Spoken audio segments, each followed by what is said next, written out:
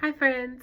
I still haven't really figured out how to start these videos or have some sort of like YouTube intro.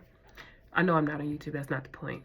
Stick with me. Okay, so I did want to make this video today because it is October 15th. And this past weekend, I went to a networking mixer led by Young Lady Watching, which is a nonprofit organization. I will link them in my description and go check them out.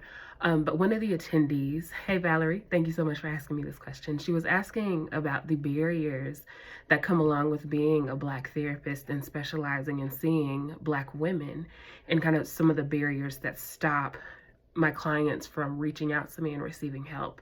And I told her one of the biggest things, especially with me specializing in anxiety, depression, and perfectionism, is my clients not realizing that that's what they're dealing with. So I wanted to upload this video today specifically because for those of you that may not know, I was a college athlete. I've played basketball my entire life and was a Miles College Lady Bear from 2009 to 2013. And October 15th is the first day that we are officially allowed to practice. So October 15th has always been an extremely terrifying day for me.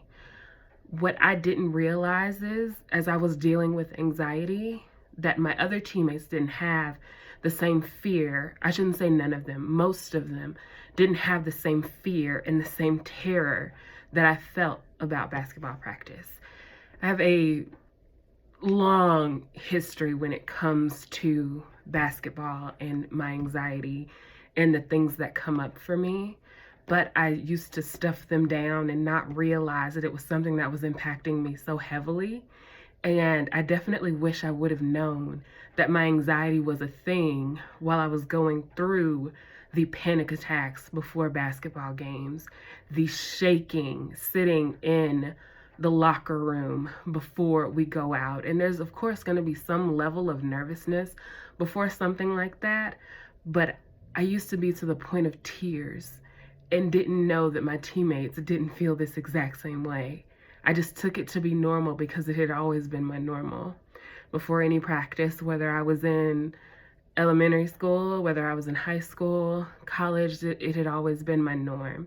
So I bring all of this up because the biggest barrier to, my clients coming in and getting the help that they need is not recognizing that what they're going through can be altered, changed, fixed.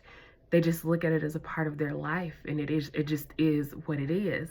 Especially as Black women, we have been gaslit since the beginning of all time to feel like we have to put up with so much, and that there is no fixing the trauma, there's no fixing the anxiety, there's no working with the depression, and it's not true. And I think that's one of the hardest things that, comes up for my clients is, I've been living like this for so long. I didn't know there was any other way to live, but there truly is. And I can't say that therapy is going to wipe away any trauma, any anxiety, but it can definitely make it so much better. So I just wanted to share that with you guys today, and I hope you'll have a good October 15th. Bye.